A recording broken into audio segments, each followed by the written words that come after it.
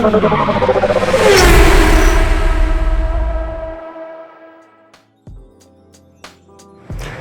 update time. First of all, I want to say thanks to everybody for subscribing. 1,000 subs this quickly is not what we expected, so I really appreciate that. It's awesome. Hopefully the content is fun and engaging and you're learning something, which is the most important thing. So we're gonna go through and just do a really brief shop update. I'm gonna try to do like 3 to 4 minutes per car. We'll try to get a few cars in here just so that you understand kind of on a day-to-day what's going on. We're gonna start with the Lotus today, probably, since we were not talking about the Lotus back then, just because it's so much to dive into. So we're doing a lot of things to this car. So the car was originally brought here by this guy, Jeff. He's a local guy. He actually found out about us because we were doing a K-swap in another Lotus for another customer maybe a year and a half ago. I don't remember exactly, but he became aware, like, hey, these guys are pretty close to my house. And he originally brought this car in. It was sort of like maybe a 5 or 6 or 7 year long DIY project that he had been taking on himself. And he just sort of, I think, ran out of time or maybe wanted to be doing other things or whatever and sort of kind of pass off the project onto us. So this originally came here with a 2ZZ, so the factory Toyota engine that would have been in this car. It was a forged rod and piston build. It had headwork, it had valve train, it had a BOE supercharger and dual fuel rails, and it was kind of had become this big thing. And he was on the precipice of choosing engine management or had chosen, but by the time it was ready to begin those phases, that engine management had phased out or had become obsolete. So first thing, obviously, we talked about was Haltech.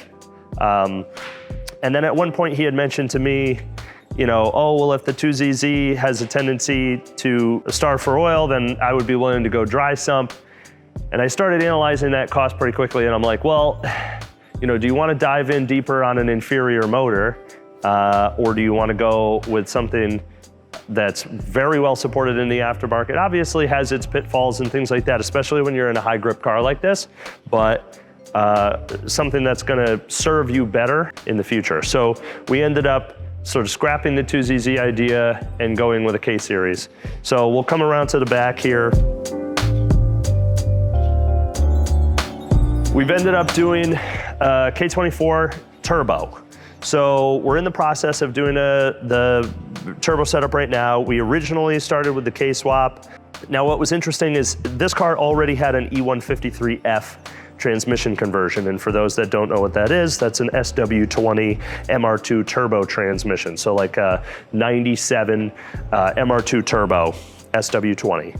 So this was a brand new transmission. I believe it has a gear set in it. I'm not entirely sure. It does have an aftermarket LSD. I believe that this transmission combo that would have originally been attached to the 2ZZ is a conversion that was made by Monkey Wrench Racing or something like that. So the transmission mounts and that sort of thing was already figured out. We ended up going with adaptation from that trans because they're very strong and it was already integrated into the car for the most part, and we adapted it to a K Series. So this is utilizing kind of, there's a company called Hux Racing that makes what they call a cannibal kit, which is 4 SW20 MR2s to put a K Series in using the E153F factory transmission.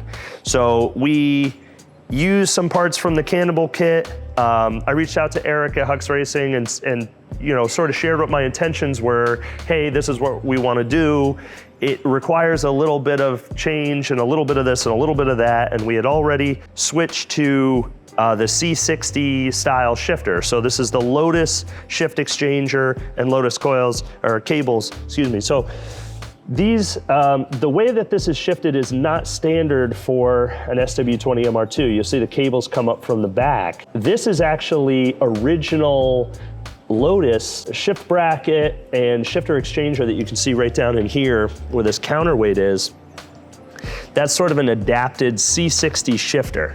I don't know if you can see down in there real deep, but so it covers up the starter hole of where the SW20 would have been. So what we needed to do was we were going to utilize the K Series starter, which was not necessarily something that Eric was doing with his Cannibal kit. So we sort of made some changes and worked together dimensionally in order to get this done. There's also some adaptation for the clutch slave cylinder down there as well that was not standard with the Cannibal kit because of the way that we're doing things. The basis of the adapter plate is similar or near the same to his Cannibal kit, but it is now new specifically for this application, and he's added it to his website since. But so yeah, it's a weird combo. It's a E153F trans with a C60 shifter exchanger, with a K Series starter, with a SW20 clutch slave cylinder, and then that utilizes the axle package that Monkey Wrench had already come up with.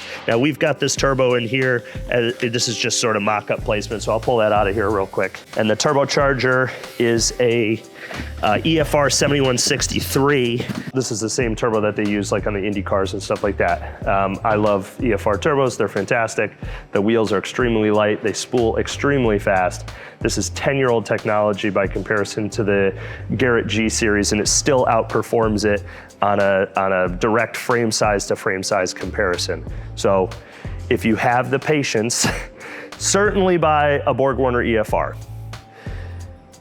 They're also far less than a Garrett, and they're just better in every single way. Some people don't like how they look, okay, but they're just far better. So anyway, so the Monkey Wrench Racing axle package was already figured out. Evan ended up building this custom axle carrier bearing housing in order to adapt. This drive flange needed some clearance to the block on the backside and stuff, but Evan got it all fitted up. So now the original Monkey Wrench axle package for the 5-speed MR2 turbo transmission conversion is working with the K Series. If you guys have ever seen a K-swapped Lotus, you'll probably notice that the intake manifold is usually a lot closer when you're using a standard K Series transmission. Most of the engine mounts that I've seen, for US swap cars, or the innovative mounts, which put the motor a little bit farther forward. Obviously, our driving dimension for this was based off of the transmission's placement. So it ended up pushing us back a little bit, which is fine. Evan ended up making this top mount bracket to work with the 2ZZ engine mount that was already there. So this adapter bracket, once we had the motor placed, we leveled it out, utilizing those 3 mounts in order to place the motor, and then we fabricated this last piece, or Evan fabricated this last piece. The motor is an absolutely bone stock K24A2, roughly. It's a RBB-2, Honda Absolute, TSX, whatever, K24A JDM, 10.8 to 1 compression. We do have a RBC intake manifold 06 to 2011. This is kind of standard operating procedure. And then we have a Skunk 2 70 millimeter throttle body. The reason that I like these is because they bolt directly to RBC. They don't require an adapter. They're a dual bolt pattern. So the boys at Skunk 2, figured that out a long time ago. It's a beautiful solution. I love it. Simple, super affordable. Just why overcomplicate things? We ended up going with an electric water pump on this car. So our buddy Rob at Track Tough, he makes a ton of plates and adapters and this sort of thing for K Series. So we ended up doing a Track Tough water housing delete plate to a Miser electric water pump down below. And then that also utilizes the conversion to an S2000 alternator. So now you can be on an articulating based alternator mounting solution instead of the fixed 3-mount K Series. So we can move it and whatever. It's fantastic. The valve cover, Skunk 2 magnesium. No, it won't catch on fire or catch your car on fire. That's silly. So I know a lot of people had been commenting about that on this guy's build thread on Lotus Talk. I don't know, it's a bunch of dorks over there, but either way, so it's not gonna catch on fire, okay? Okay, anyway, so oil cooler solution. This is a Chase-based thermostatic oil sandwich plate. We like these because they're compact design. A Bosch oil pressure temp. This is on a radium double swivel set. into Vibrant dash 10. And then this side is a BOE looking, they're BOE, kind of. So, cooling package this is a custom designed air to water that we ended up sending specs and things like that to Bell intercoolers. And they made that up for us using their newest core. I don't even know if that core is actually on the market yet, so maybe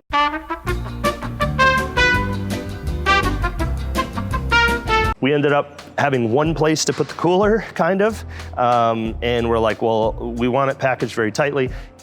Jeff does not want to cut the luggage area of the clam, so we need, well, not very much. We're gonna have to cut it a little bit, but he wants to be able to put his things in the back and not sacrifice that storage space.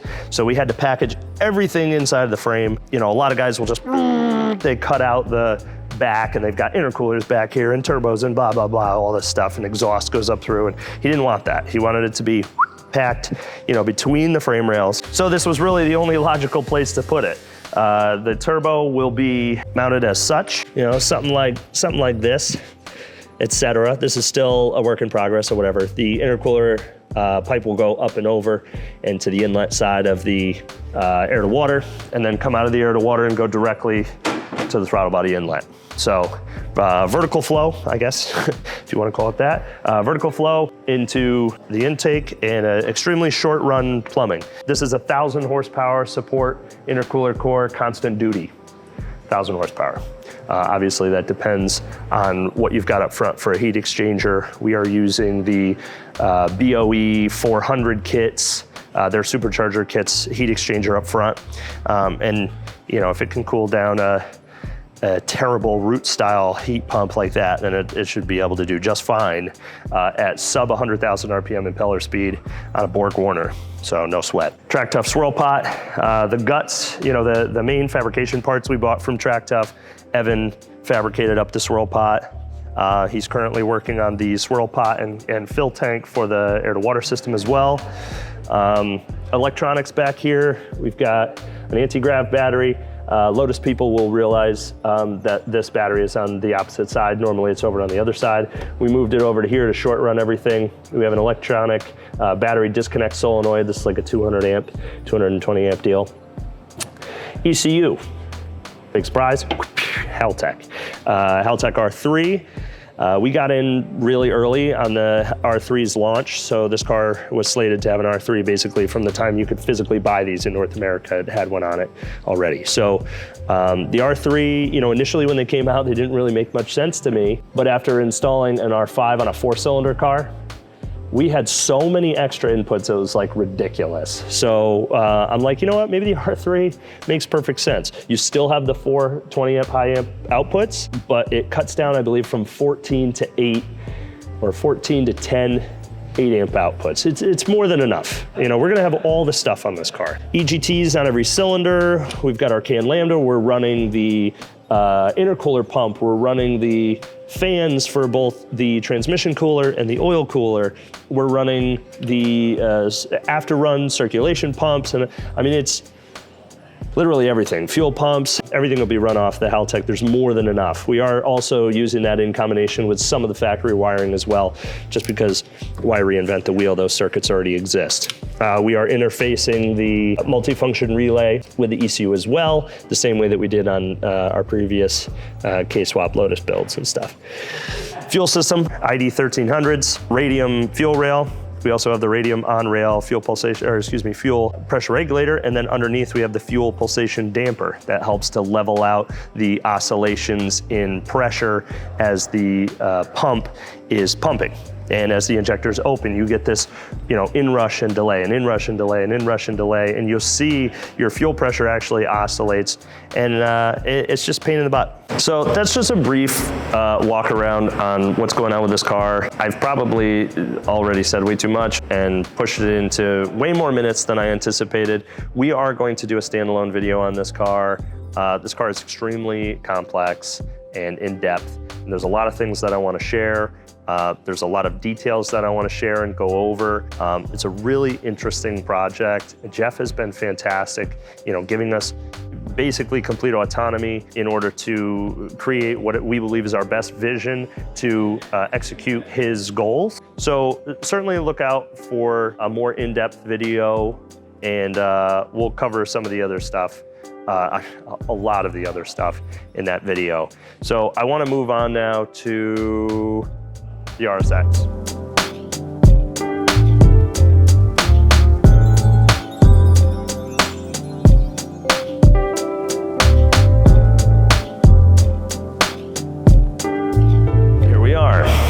Simon's 2006 RSX Type S. Simon's car came to us half apart.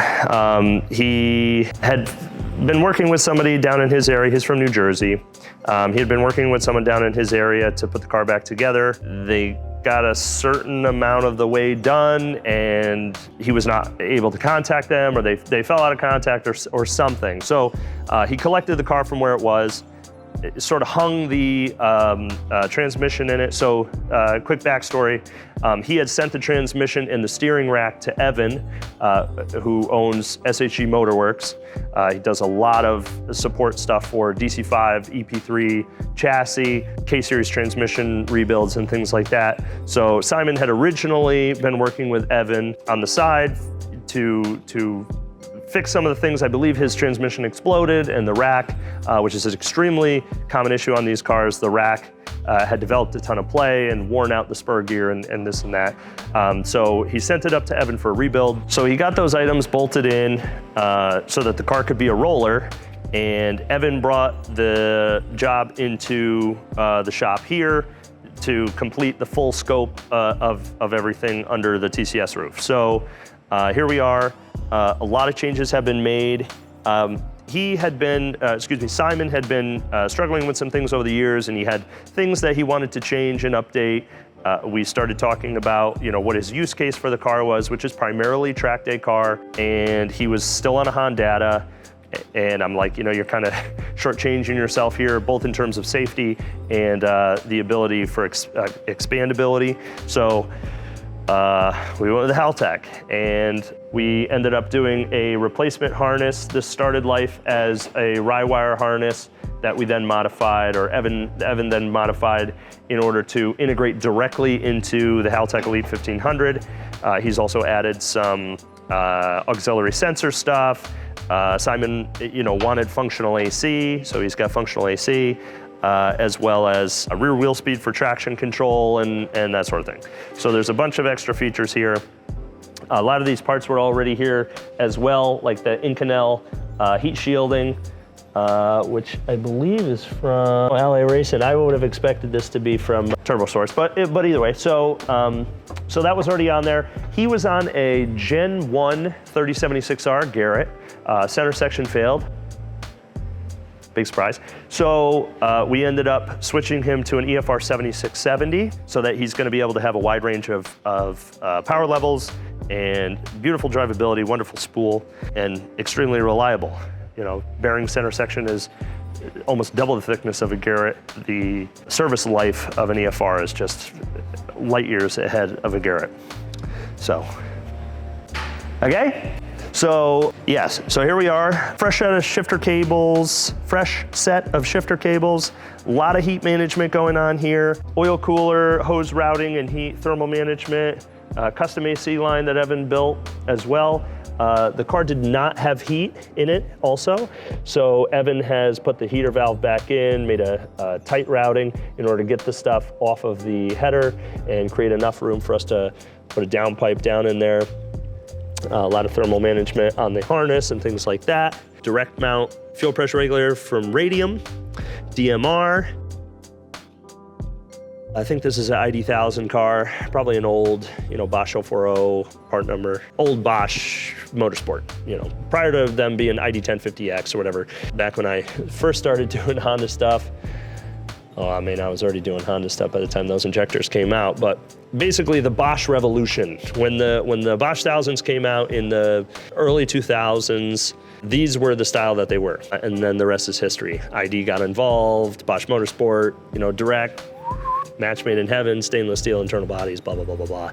And now we have all the modern injectors that we have today. So anyway, stock throttle body, because you don't need a gigantic one. Ask me how I know. Otherwise, just general cleanup, getting the suspension stuff dialed in. He has the, I believe these are Todd's camber caster plates.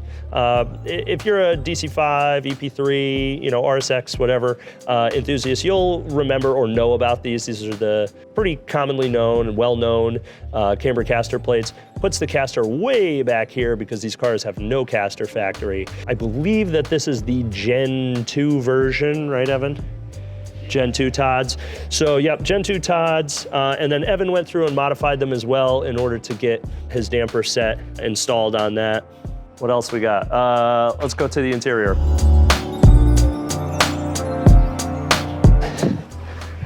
Hi. So with the Haltech, Simon did not want a full data display.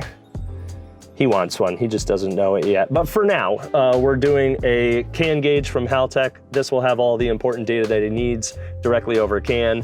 You know, anything that the ECU sees, he will be able to see here while still retaining his factory gauge cluster. He'll be able to monitor oil pressure and temp, which is a sensor that we've added to the system, as well as boost, target boost, you name it, AFR, whatever. So everything will be accessible in this gauge.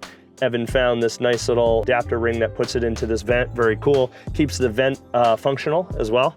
It's very interesting because, again, he's gonna have AC. The car got replumbed on fuel for -8 AN all the way from the tank. It has, is this a dual pump or a single pump? So it's a single in-tank pump with a modified fuel hat that Evan modified. So now it is true -8 all the way from the pump, all the way to the front. And then I believe he repurposed the factory feed line for the return. So it is now a full return style system, which RSX EP3 were not. They were returnless. Most modern K Series cars, basically all K Series cars, factory are not a returnless system. Or excuse me, factory K Series cars are a returnless system. That's poopy. So we like to change that. Haltech mount, Evan built a really cool out of the E-plug from the factory ECU, tapped into our AVIs and DPOs. We're controlling AC and everything from the Haltech. So yeah, very cool. Sean will get some B-roll of that stuff. And let's move on to the next car, which is the Fit Type R.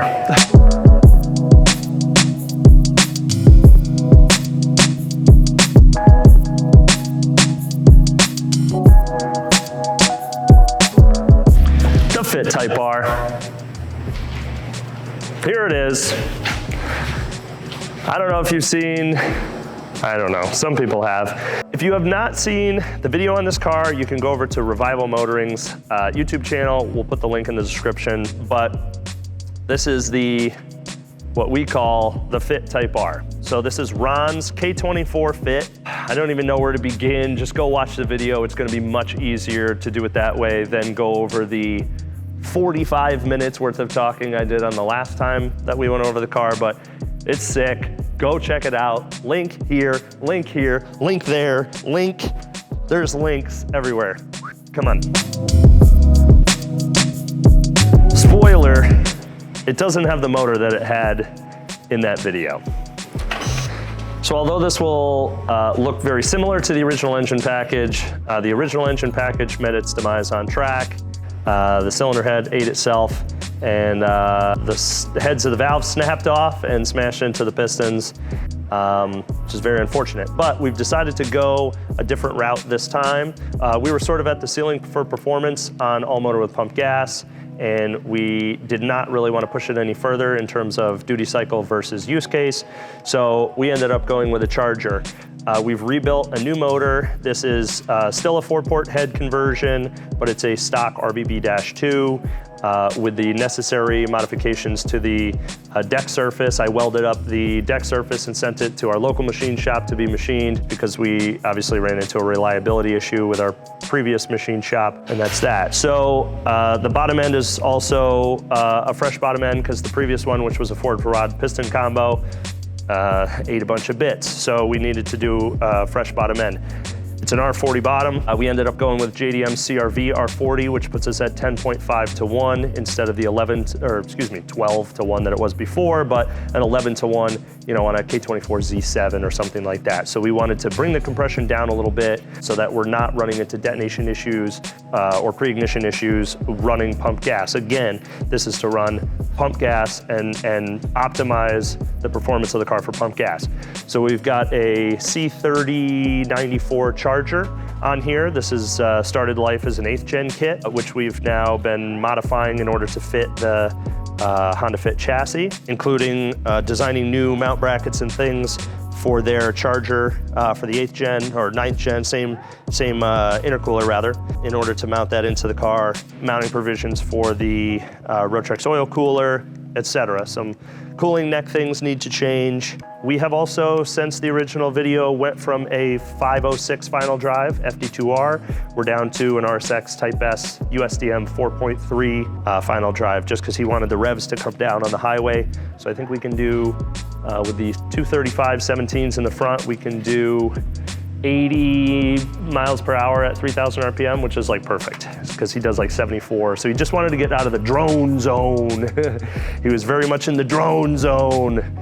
So anyway, now it's much more comfortable to drive on the street. Some things needed to change because of the intercooler or proposed intercooler plumbing route direction. Upper AC line is gonna have to be remade as well. We ended up going with like an aftermarket headlight washer, utilizing the factory headlight washer motor, which actually has a check valve here. So what the factory ECU does is it reverses polarity on this motor to feed both the rear and the front. Very interesting packaging from Honda. Pretty clever little packaging there, so they can get away with just running one motor. Pretty neat. Otherwise, the coolant overflow bottle, which would normally have been here, which was like a first gen Ridgeline bottle, which are fantastic, square, the mount bracket works very well. We're going to move that, and now we've got our Rotrex oil reservoir down here. So otherwise, just going through optimizing, the target now for horsepower is going to be somewhere, I really want to keep the power about where it was before, but we're going to cut the revs down to 7,500. It was at 8,000 RPM before, so certainly nowhere near what would cause valve float or anything like that. Very, very low duty cycle. So it was a Drag Cartel 3.2 cam package with 1021s running 8,000 RPM before, and somehow found a way to explode. So we're not doing that anymore. It does not have a four piston ported head, and it has stock valves. And we did go with 1021s in the future if he wants to go to a Drag Cartel 2.2, but we have stock valves, not Ferreras or whatever was in it before. What else did we change? I think that's about it. Really, it's the horsepower level that we're looking for on this is anywhere between 300 and 325 horsepower, and we want to keep the torque down. Obviously, we want the axles to live, we want the transmission to live. I'm between using a K20 crank pulley or a K24 crank pulley just to bring the boost down, to bring the torque inrush down in order to make it survivable. If Ron determines I want more power, then we have nothing but ceiling to go. We could go ethanol, we could go K24 pulley, we could drop down to a 100mm charger pulley. We could really run this thing at the absolute max and probably make 400 wheel or over 400 wheel. Not the goal for this car. Not the goal for this car. It's very easy to make horsepower. It's very hard to have restraint. And when it's your wallet that's paying for all of the repair parts on this car, you make decisions based on that. So yeah, could I make 500 wheel like everyone says?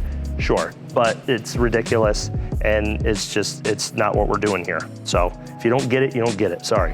The other thing too is while it's here, we will be updating the top plates to our new redesigned BC top plates. So this is our old original design, and we're gonna switch those out for the new BC design. It's a BC TCS collab. They're producing them for us. Same general geometric modification, but now following their factory finishes, their factory colorway. It's a more cohesive to the factory BC lineup. So those are available exclusive through us. If you want a set and you understand the purpose of why they're supposed to be used and how they're supposed to be installed, then you can visit our website at tailoredchassissolutions.com. We have a store. We'll put a link in the description as well, and you can get those. I will be doing a write-up and a install video on these top hats. People have been asking me for like 10 years. Sorry guys, I just haven't gotten around to it. So I intend to get around to it now. Sean's forcing me, so thanks Sean, okay, yeah. So let's move on to Kevin's S2000. So Kevin's S2000 is gonna be pretty wild. So the target here is to have a reliable 600, 700, 800 horsepower S2000. The car was originally turbocharged before. He had a Gen 1 3076R, center section let go, motor let go. But the center section was bad as well. So we ended up switching out to a Pulsar. It's kind of like a 3582 equivalent Pulsar on a T4 twin scroll inlet. But the motor has been all gone through and redone. So this is a 2.2 liter, basically a stroker, but basically an F22. So it's a 2.2 liter sleeved forged rod piston combo. Cylinder head has been all gone through.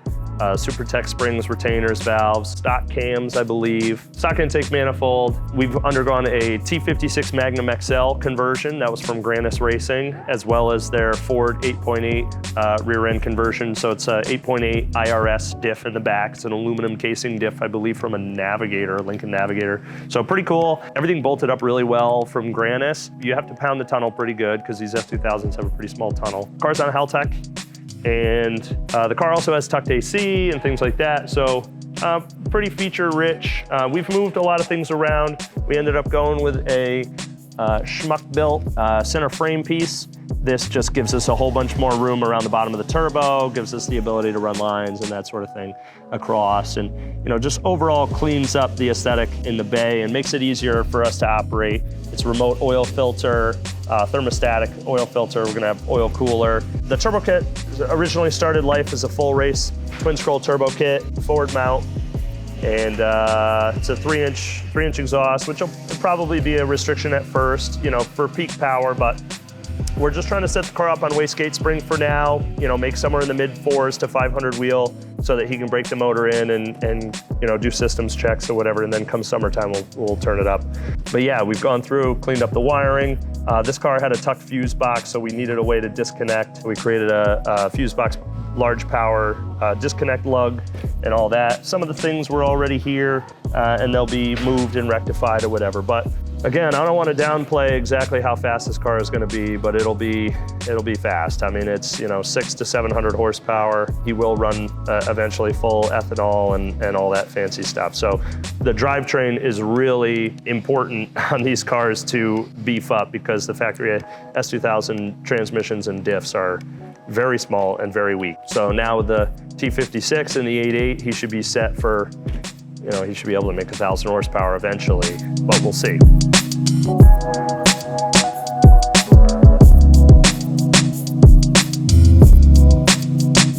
So that's a quick walk around of some of the things that we have going on. There's a ton more projects in the background. Like I've posted in the community page, if you see something in the background that you like or that you're interested in, drop a comment below. Let us know, so that, hey, maybe we should take some time to focus on that car a little bit more. We're going to eventually get to all the cars that are in the shop. I think right now we have 49. So there's just a lot of stuff to cover, and it's constantly changing. So if you see something that you like or you want to know more about it, please, don't hesitate to comment and ask about that. I'm sure Sean will have chopped up and compressed a lot of what we talked about here today. We're probably going to include a couple of clips or a couple of minutes of this past weekend. Brittany and I took the Z3 and the FRS to the last Lock City Drift event, just to shake down the cars more and get used to them, and to just try to get a handle and wrap our minds around this whole drifting thing, and just try to figure out ourselves and our cars a little bit better. So a couple minutes of that at the end. And like I said, if you see anything that you like in the background and you want to hear more about it, certainly ask. Please don't hesitate to leave a comment, good or bad, I don't care. I see, some people leave some grumpy comments, or I don't care. Thank you, I guess. Thanks for the feedback. Appreciate that. We're also trying to get set up with merch stuff as well. People have been reaching out and asking about merch. We have some orders that we're putting together as well. You can go to the link in the description to our website, taylorchassissolutions.com. We will have a couple of merch things. Just our standard crew hoodie, which is what the employees in the shop wear, myself included, our standard crew shirt as well. So if you're interested or you want, some of that, certainly please buy some. Please buy some. It really helps out a lot. So other than that, thanks again and enjoy.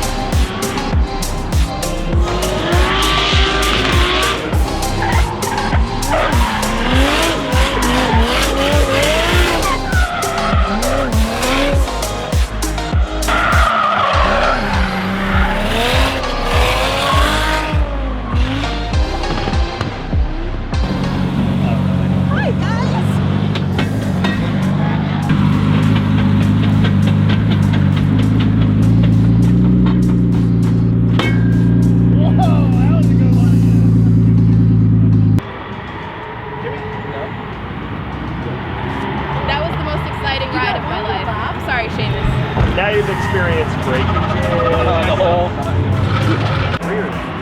sounds like it's everywhere. It sounds super. Yeah, it kind of sounds. This is a welded. Watch your fingers. Like it's not the ring gear. You think maybe the welded came undone?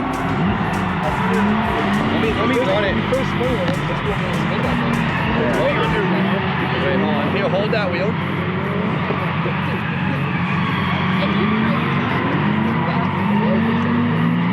Are you holding it still? Yeah. Oh yeah, that's quite a quick play. Here, I'll hold it. Watch. Oh yeah. Yeah. The weld broke? Yeah, probably. 1, 2, 3. Basically 4. So 408 is close enough. Because they don't make a 4.0 or a 4.0. No, it goes 4.8 to 4.3 to 4.6. Yeah. Is there a 401? No, come on.